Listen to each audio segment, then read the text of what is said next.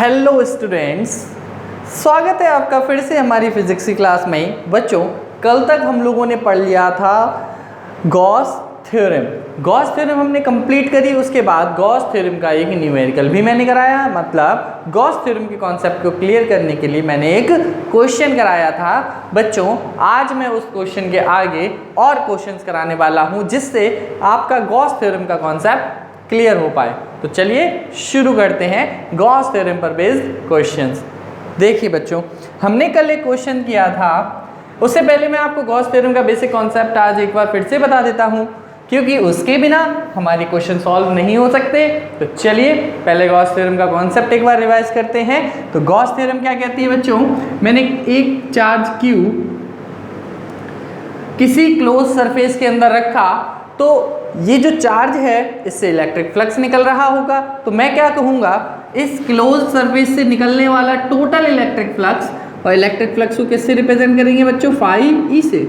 एक close surface से निकलने वाला टोटल इलेक्ट्रिक फ्लक्स क्या होता है? सॉरी, इसका भी यूज नहीं है। 1/ε0 times the total charge enclosed by the surface. This is Gauss theorem.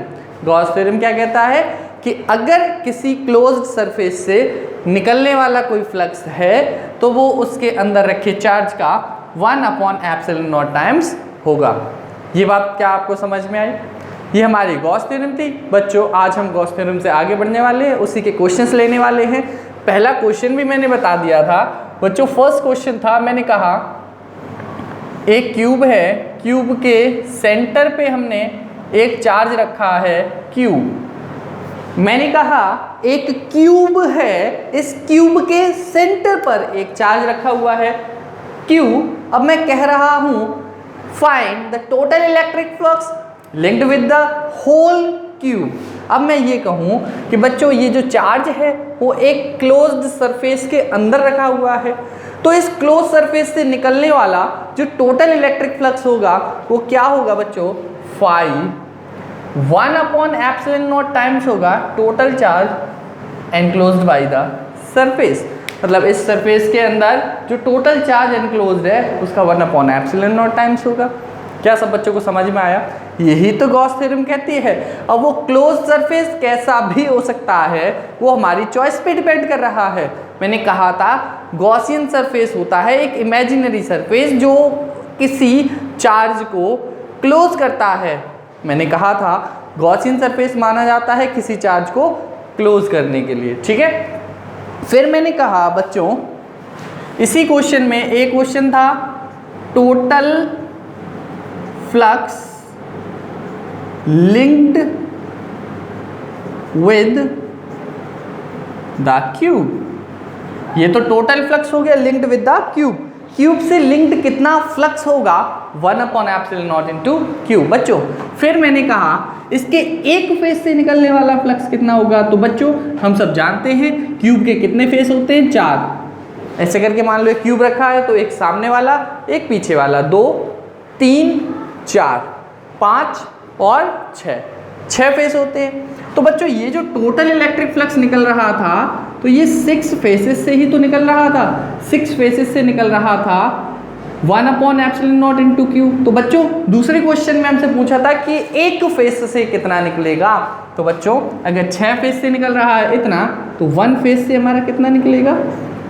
1/6ε0 into cube. ये हमारी रिवीजन हो गई कल का क्वेश्चन और गॉस थ्योरम का बेसिक कॉन्सेप्ट का रिवीजन। अब बच्चों, मैं आज इसी पर बेस्ड और क्वेश्चन कराने वाला हूं, तो वीडियो को बहुत ध्यान से देखिएगा।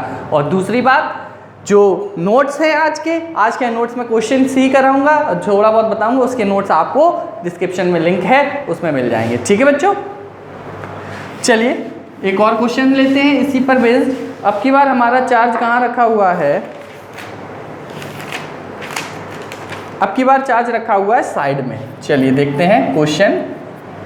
ये एक क्यूब है, ये एक क्यूब है और इस क्यूब के इस फेस पर, इस क्यूब के इस फेस पर एक चार्ज रखा हुआ है। बच्चों, हमको बताना है electric flux linked with the cube. Total electric flux linked with this cube. अब बच्चों आप एक बात बताइए, हमें बताना है इस फ्लक्स, इस क्यूब से लिंक्ड टोटल इलेक्ट्रिक फ्लक्स। अब ऐसे क्वेश्चंस को करने के लिए बच्चों हम लोग क्या कहते हैं, जो हम गॉसियन सरफेस मानेंगे वो ऐसा सरफेस मानेंगे जो सिमेट्रिक हो। अब कैसे हम इस क्वेश्चन को सॉल्व करेंगे बच्चों, देखेंगे। दोबारा से हम इसी क्यूब को बनाते हैं। यहां पर हमने एक चार्ज रखा Q।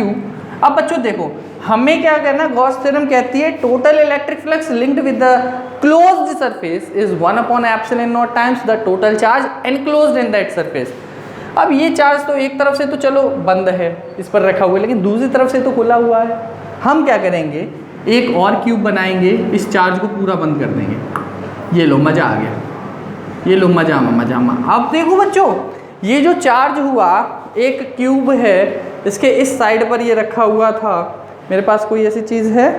हाँ बिल्कुल है, जस्ट अ मिनट, एक मिनट। देखिए बच्चों, क्यूबॉइड ले ले रहे, कोई दिक्कत नहीं है। मैंने कहा ये एक क्यूब है, इस क्यूब के यहाँ पर इस साइड मान लो, यहाँ पर एक चार्ज रखा हुआ है। अब मैं कह रहा हूँ इस क्यूब से निकलने वाला टोटल इलेक्ट्रिक फ्लक्स क्या होगा। तो बच्चों मैंने चार्ज रखा है यहाँ, गॉस थ्योरम कहती है कि चार्ज एनक्लोज्ड होना चाहिए कंप्लीट। तो बच्चों हमने क्या किया, इस चार्ज को पूरा बंद करने के लिए एक क्यूब और बना लिया ऐसे करके। इनका डब्बा है, थोड़ा सा फट गया है, कोई बात नहीं। तो अब ये चार्ज हमारा पूरा बंद हो गया। अब एक क्लोज सरफेस से निकलने वाला टोटल इलेक्ट्रिक फ्लक्स कितना होता है, 1/ε0 इंटू क्यूब। वेरी गुड, आप लोग समझने लगे हैं। तो अगर मैं ये कह दूं कि दो क्यूब्स से, 2 क्यूब्स से निकलने वाला टोटल इलेक्ट्रिक फ्लक्स क्या होगा, 1/ε0 इंटू क्यूब। बच्चों देखिए, मैंने यहाँ पर एक चार्ज रखा Q। मैंने कहा कि हमें बताना है इस क्यूब से लिंक्ड टोटल इलेक्ट्रिक फ्लक्स बताना है। बच्चों गॉस थ्योरम कहती है कि चार्ज को पूरा बंद कर दो। तो हमने क्या किया, एक क्यूब और मान लिया। अब ये चार्ज हमारा पूरा इस क्यूब से बंद हो गया। तो अब मैं क्या कह सकता हूँ गॉस थ्योरम के अकॉर्डिंग, कि जब चार्ज पूरा बंद हो गया तो 2 क्यूब से निकलने वाला टोटल इलेक्ट्रिक फ्लक्स हमारा क्या होगा, Q/ε0। तो बच्चों हमसे क्या पूछा गया था, इस वाले क्यूब से रिलेटेड। तो 1 क्यूब से निकलने वाला इलेक्ट्रिक फ्लक्स होगा Q/2ε0। क्या सब बच्चों को समझ में आया? इजी क्वेश्चन था। एक बार फिर से अगर ना समझ में आए, वीडियो पॉज करके या बैक करके आप देख सकते हैं। मैं एक क्वेश्चन और लेने वाला हूं, ध्यान से देखिएगा।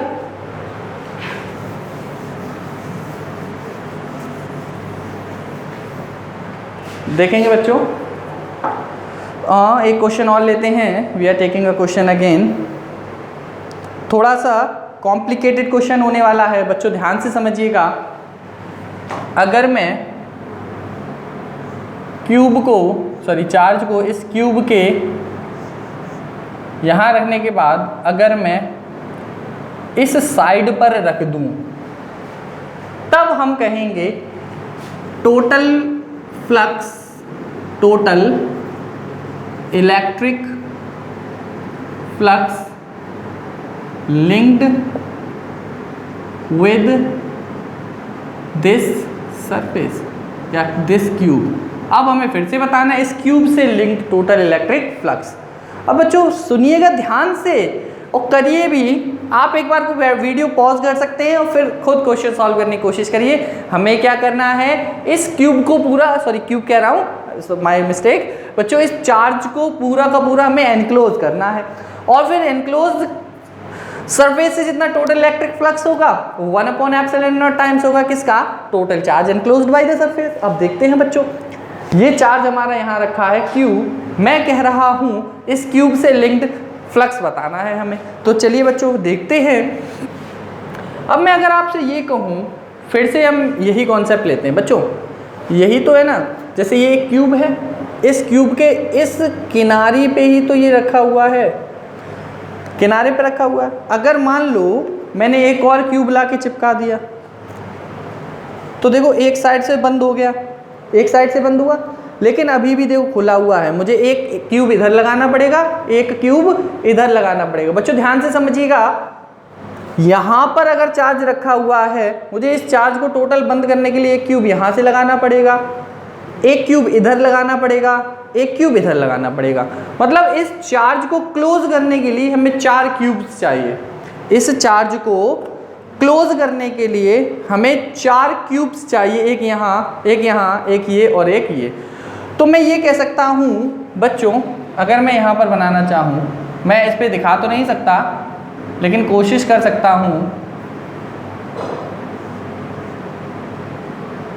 अब पीछे भी इसके 2 क्यूब ऐसे ही बनाने पड़ेंगे, तो इस टाइप से बनेगा जा करके कुछ। तो मैं ये कह सकता हूँ बच्चों, 4 क्यूब्स से निकलने वाला टोटल इलेक्ट्रिक फ्लक्स होगा हमारा 1/ε0 इंटू क्यू। बच्चों 4 क्यूब्स से ही तो निकल रहा है 1/ε0 इंटू क्यू, तो बच्चों एक क्यूब से कितना निकलेगा 1/4। बच्चों अपॉन में 4 हो जाएगा, 4/ε0 इंटू क्यू। तो ये हमारा हो जाएगा एक क्यूब से पास होने वाला टोटल इलेक्ट्रिक फ्लक्स। क्या समझ में आया सब बच्चों को? अब मैं एक लास्ट क्वेश्चन और लेता हूँ, बहुत अच्छा क्वेश्चन है, इसी पर बेस्ड है। चलिए देखते हैं। वीडियो को दोबारा से देख लीजिएगा अगर कम समझ में आया हो, और गॉस थ्योरम अच्छे से समझिएगा कल वाले लेक्चर को, ठीक है। चलिए आगे बढ़ते हैं, एक क्वेश्चन और लेते हैं इसी पर बेस्ड। यार टाइम बहुत जल्दी हो जाता है, स्कूल वाले कहते हैं 20 मिनट की वीडियो बनाओ, और 20 मिनट में कुछ हो पाता नहीं है। मैं फिर भी 30-30 मिनट की वीडियो बना देता हूँ। आप लोगों की क्या राय है, मैं कितनी देर की वीडियो बनाऊँ? एक बार कमेंट में मुझे बता दीजिए, मैं उस पर चलूँ। कि मैं बनाता हूँ, स्कूल से मुझे कहा गया कि 20 मिनट 25 मिनट की वीडियो बनाइए, तो आप मुझे बताइए कमेंट में कि हाँ सर इतने तक की बना दिया, अगर हमें भी कोई दिक्कत नहीं है तो उधर से भी पूछ लूँगा।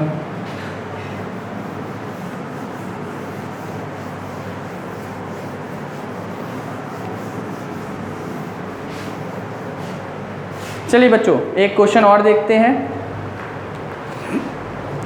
अब थोड़ा सा और ध्यान से देखिएगा, मैं चार्ज को कहाँ रखने वाला हूँ। Look at the white board everyone, be concentrated. सब देख रहा हूँ मैं, आप लोग जो लेटे लेटे फ़ोन से पढ़ाई कर रहे हो, सब दिखाई देता रहता है। आप बैठा करिए पढ़ाई के टाइम टेबल चेयर पे, बेस्ट पोजीशन होती है वो स्टडी के लिए, और नोटबुक साथ में रख के बैठिए और सारे नोटिफिकेशन सेटिंग्स में जाके सारे ऐप्स के ऑफ कर दीजिए, ठीक है, और फिर पढ़ाई कीजिए, तो आपको कोई डिस्टर्बेंस नहीं होगा। अब देखिए बच्चों, मैंने इस बार चार्ज को कहाँ रखा है? मैंने इस बार चार्ज को रखा है इस कोने पर। वाओ, इस कोने पर। अब बताइए total electric flux linked with this Q, total electric flux linked with this cube. अब बताइए इस क्यूब से लिंक्ड टोटल इलेक्ट्रिक फ्लक्स क्या होगा? बताइए बताइए, इससे लिंक्ड टोटल इलेक्ट्रिक फ्लक्स क्या होगा? तो अब बच्चों फिर से उसी गॉस थ्योरम के कॉन्सेप्ट पे आते हैं। स्टूडेंट्स, गॉस थ्योरम कहती है कि हमें उस चार्ज को पूरा क्लोज करना है। जब वो चार्ज क्लोज हो जाएगा तब हम बता सकते हैं कि इस चार्ज, इस शेप से लिंक्ड टोटल इलेक्ट्रिक फ्लक्स क्या होगा। तो बच्चों पहला काम हम ये देखेंगे कि इस चार्ज को बंद करने के लिए हमें कितना, ओ माय गॉड, कितने क्यूब्स चाहिए। बच्चों अब ये देखो, ये हमारा मान लो ये वाला क्यूब है और हमें ये चार्ज रखा गया है यहाँ पर, ऐसे करके ही तो ये चार्ज रखा हुआ है।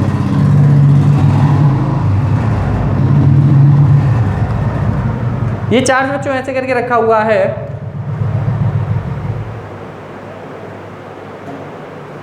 अब आप खुद सोचो, मैंने ये चार्ज यहाँ पर इस कोने पे रख दिया, अब हमें इस चार्ज को पूरा क्लोज करना है।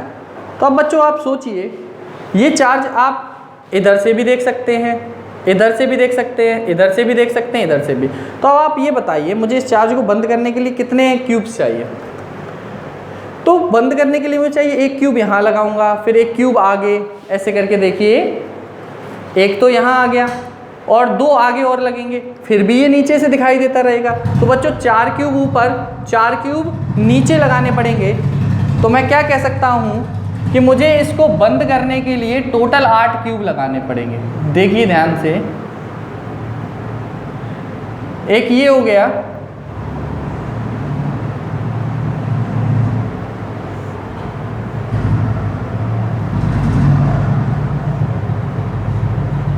ठीक, ये बच्चों 4 क्यूब्स हो गए। अभी भी ये सामने से खुला हुआ है, फिर इस 4 क्यूब और आगे से लगाने पड़ेंगे, तो टोटल बच्चों हमें इसको बंद करने के लिए 8 क्यूब लगाने पड़ेंगे। तो मैं कह सकता हूं कि 8 क्यूब्स से निकलने वाला total electric flux 1/ε0 into Q होगा। तो बच्चों 1 क्यूब से निकलने वाला कितना हो जाएगा, 1/8ε0 इंटू क्यू। तो हमारा आंसर आ जाएगा 1/8ε0 इंटू क्यू। ये हमारा इस क्यूब से, इस चार्ज से या इस क्यूब से लिंक्ड इलेक्ट्रिक फ्लक्स आ गया बच्चों। ठीक है, अब हम थोड़ी सी अच्छी बातें पढ़ेंगे गॉसियन सरफेस के बारे में। तो बच्चों देखो गॉसियन सरफेस क्या होती है। क्वेश्चन हटा देता हूँ, आगे बढ़ते हैं। आप लोग ये टाइमिंग मुझे बता दो सर, इतने मिनट का अगर लेक्चर रहेगा तो हम भी आराम से देख सकते हैं, कोई प्रॉब्लम नहीं होगी। अरे यार ये बच्चों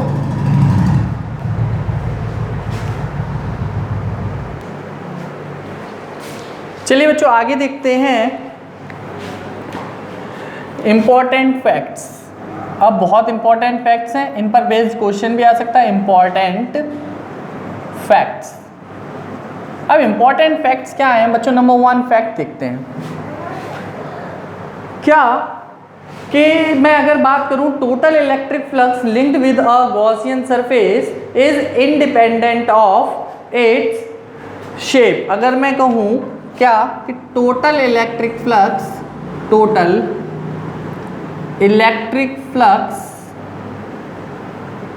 linked with a Gaussian surface is independent of its shape। बच्चों बहुत इंपॉर्टेंट कॉन्सेप्ट है।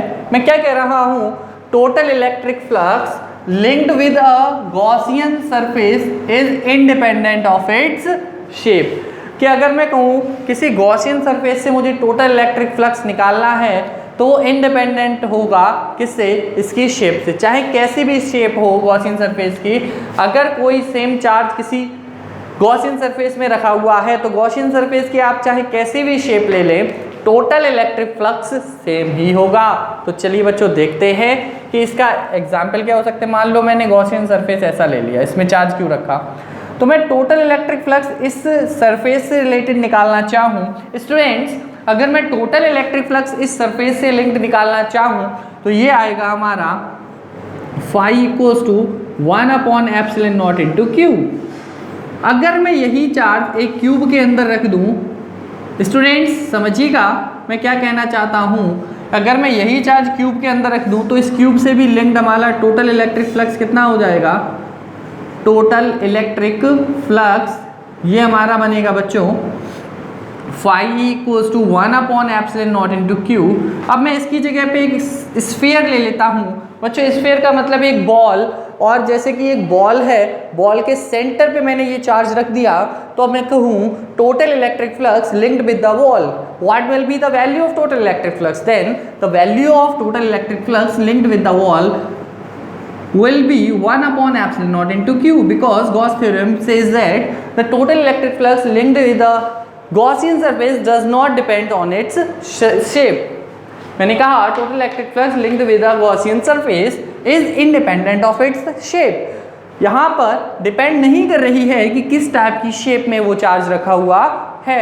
बच्चों आगे देखते हैं, अगर मैं इसकी जगह पे सिलेंडर ले लूँ, अगर मैं इसकी जगह पे सिलेंडर ले लूँ और तो मैं पूछूं कि सिलेंडर से लिंक्ड टोटल इलेक्ट्रिक फ्लक्स क्या होगा, then your answer will be same, that is 1/ε0 into Q.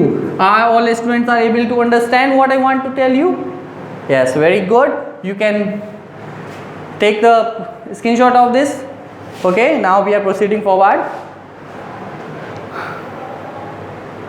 चलो मैं थोड़ा सा इसी में कर लेता हूँ। Total electric flux linked with a Gaussian surface is independent of the position of the charge inside the surface। Students, मैंने कहा कि हमें बताना है कि टोटल इलेक्ट्रिक फ्लक्स जो है वो किसी गॉसियन सरफेस से रिलेटेड है तो वो उसकी पोजीशन से इंडिपेंडेंट है, मतलब वो उसकी पोजीशन पे डिपेंड नहीं कर रहा है। तो बच्चों देखो, अगर मैं इस चार्ज को यहाँ रख दूँ, चाहे मैं इस चार्ज को उठा करके यहाँ रख दूँ, चाहे मैं इस चार्ज को उठा करके यहाँ रख दूँ, लेकिन टोटल इलेक्ट्रिक फ्लक्स हमारा क्या होगा, फाई ई 1/ε0 ही होगा। क्या बच्चों बात समझ में आ पा रही है? अगर मैं इसको सबको मिटा करके एक बार और बताना चाहता हूँ, मान लो ये स्फीयर ही ले लिया मैंने, तो अगर मैं इस स्फीयर से रिलेटेड टोटल इलेक्ट्रिक फ्लक्स निकालना चाहूँ तो बच्चों इस स्फीयर में मैं चार्ज को यहाँ रख दूँ या मैं चार्ज को यहाँ रख दूँ, अगर मैं चार्ज को यहाँ रख दूँ, मैं चार्ज को यहाँ रख दूँ, मैं चार्ज को यहाँ रख दूँ, अगर मैं फिर आप आकर के आपसे पूछूं what is the total electric flux linked with this sphere, then your answer will be according to Gauss theorem total electric flux linked with a closed sphere will be 1/ε0 q। Is that easy concept? Okay, very good. Now we are proceeding forward for the next point। अब मैं आपसे क्या कह सकता हूं students, जो total electric flux है किसी गॉसियन सरफेस से वो केवल किस पे डिपेंड कर रहा है, चार्ज पे। बच्चों ε0 is constant for every body in that universe. Okay, this is the permittivity of free space। okay, now the total electric flux linked with the closed surface depend only on the total charge inside that Gaussian surface। what I want to say, I just want to say that the total electric flux linked with a Gaussian surface, students, total electric flux linked with a Gaussian surface depends only on the charge enclosed by the surface। मैं क्या कहना चाहता हूं, total electric flux linked with the Gaussian surface depends, total electric flux linked with the Gaussian surface depends only on the charge enclosed by the surface. केवल किस पे depend कर रहा है, उस सरफेस से जितना कि चार्ज एनक्लोज्ड है, सिर्फ एनक्लोज्ड चार्ज पर ही डिपेंड कर रहा है। अब नेक्स्ट बात हमारी आती है बच्चों, इस पॉइंट को आप सभी लोगों ने समझ लिया क्या? अगली बात हमारी आती है, आगे बढ़ते हैं। बहुत इजी कॉन्सेप्ट है और मैं बहुत अच्छे से समझा पा रहा हूँ, मुझे ऐसा लग रहा है। चलिए आगे बढ़ते हैं। टाइमिंग की ज़रूर आप बता दीजिएगा, आप कितनी टाइमिंग चाहते हैं और अपनी प्रेजेंट एक बार बता दीजिए, और थोड़ा तो बनता है। चलिए भाइयों, अगर मैं ये कहूँ, ये भी अच्छा कॉन्सेप्ट है। 3 पॉइंट हो गए थे। Next point number 4, incoming flux is taken negative, incoming flux is taken negative and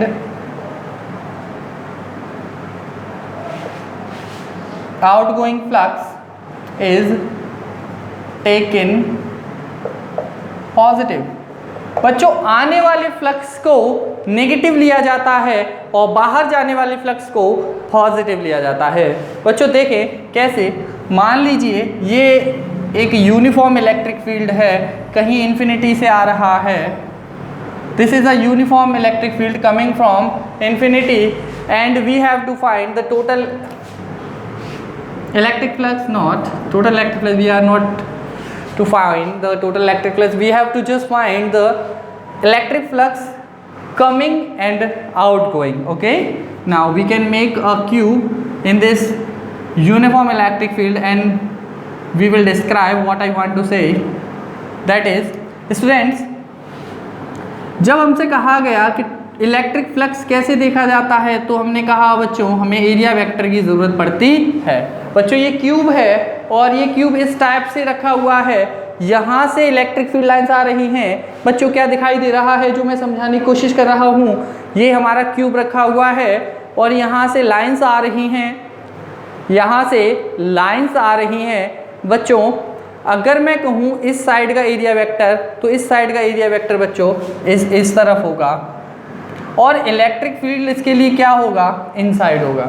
तो मैं क्या कहूँगा, incoming flux is taken negative. आने वाला फ्लक्स है, इसका एरिया वेक्टर इस साइड है, तो आने वाला फ्लक्स हमारा कैसा लिया जाएगा, नेगेटिव लिया जाएगा। तो अगर मैं ये कहूँ ये वाला फ्लक्स हमारा नेगेटिव है and outgoing flux is taken positive. मैं अभी रीज़न भी बताऊंगा बच्चों कैसे ये हुआ। और यहाँ से ये फ्लक्स निकल रहा था, तो बच्चों एरिया वेक्टर की डायरेक्शन भी यही हुई और फ्लक्स की डायरेक्शन भी यही है। तो बच्चों जो टोटल फ्लक्स होगा इस सरफेस से लिंक्ड ये वाला हमारा पॉजिटिव होगा। और आपको एक बात और बता दूं कि ये जो E है वो सेम ही है, जितना आ रहा है उतना ही E जा रहा है, एरिया दोनों का इक्वल है। तो बच्चों अगर मैं पूछूं कि अगर किसी गॉसियन सरफेस को यूनिफॉर्म इलेक्ट्रिक फील्ड में रख दिया जाए तो उससे लिंक्ड सरफेस हमारा कैसा हो जाएगा, जीरो। क्लियर है? तो मैं इस पॉइंट में क्या लिखाना चाह रहा हूं कि incoming flux is taken positive and outgoing flux is taken negative. इसका रीजन मैं देना चाहता हूं बच्चों, किसी भी, अब मैं क्लोज सरफेस की बात नहीं कर रहा हूं, अब मैं सिर्फ एक सिंगल सरफेस की बात कर रहा हूं। ये सिंगल सरफेस है, अगर मैं कहूं यहाँ से इलेक्ट्रिक फील्ड आ रहा है, तो बच्चों इस तरफ अगर मैं बात करूं तो ए वेक्टर और ई वेक्टर दोनों की डायरेक्शन सेम है। फाई क्या होता है हमारा, ई ए कॉस थीटा होता है। तो ई ए कॉस जीरो अगर दोनों सेम डायरेक्शन में है तो थीटा क्या हो जाएगा हमारा जीरो, तो फाई ई हमारा क्या आ जाएगा, ई ए, जो कि कैसा आया, पॉजिटिव। लेकिन अगर मैं ये कहूँ फ्लक्स हमारा इस डायरेक्शन से आ रहा होता, ये हमारा सरफेस है और फ्लक्स इस डायरेक्शन से आ रहा है और हमारा एरिया वेक्टर इस डायरेक्शन में है, तो बच्चों इनकमिंग फ्लक्स हो जाएगा। और इनकमिंग फ्लक्स होगा तो बच्चों इन दोनों के बीच की डायरेक्शन देखिए 180 हो जाएगी।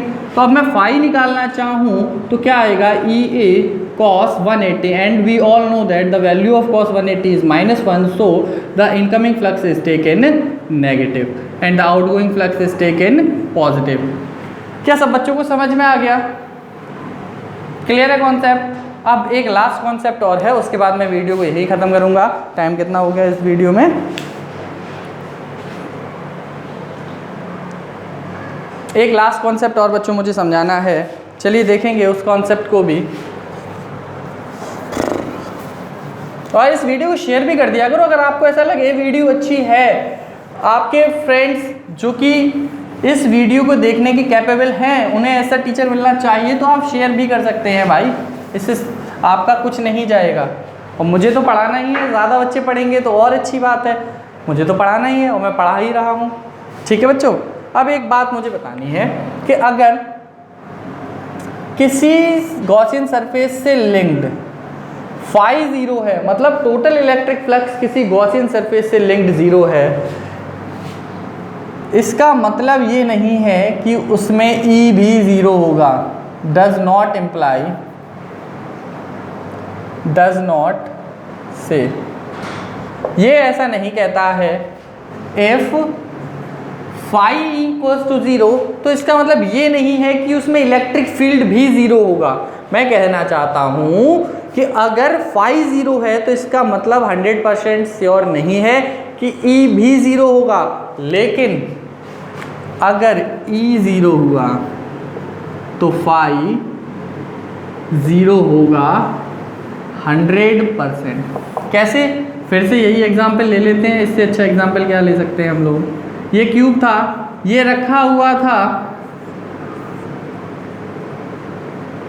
बच्चों, अब ये इसमें रखा हुआ है बच्चों, यहाँ पर ई थोड़े ही ज़ीरो था, ई तो एग्जिस्ट कर रहा था, ई एग्जिस्ट, ई हमारा था, लेकिन इससे लिंक्ड फ्लक्स कैसा था, ज़ीरो, क्योंकि ये फ्लक्स हमारा नेगेटिव, ये फ्लक्स हमारा पॉजिटिव और दोनों इक्वल थे, तो टोटल फ्लक्स हमारा क्या हो गया, ज़ीरो।